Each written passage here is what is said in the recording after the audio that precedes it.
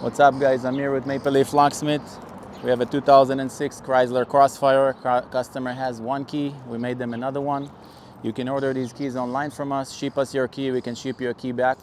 It's gonna start the car right up. And I want to show you how to program the remote portion on your own. Come with me to the car. So when you get the key from us, you want to go to your car, and the new key we made for you is gonna start the car right away. You're gonna start the car. Once the car is running, you're gonna shut it off. You're gonna press on the unlock button quickly 6 times. 1, 2, 3, 4, 5, 6. Then you're gonna put it in the ignition, turn it to the on position. 1, 2, 3, 4, 5, 6 on the same button. Remove it, and the remote function should work. As you see, remote function is working. 1 time opens driver door, 2 times open all the doors. And we have another working remote for 2006 Chrysler Crossfire. You can ship us your original key as long as it works, the remote functions work.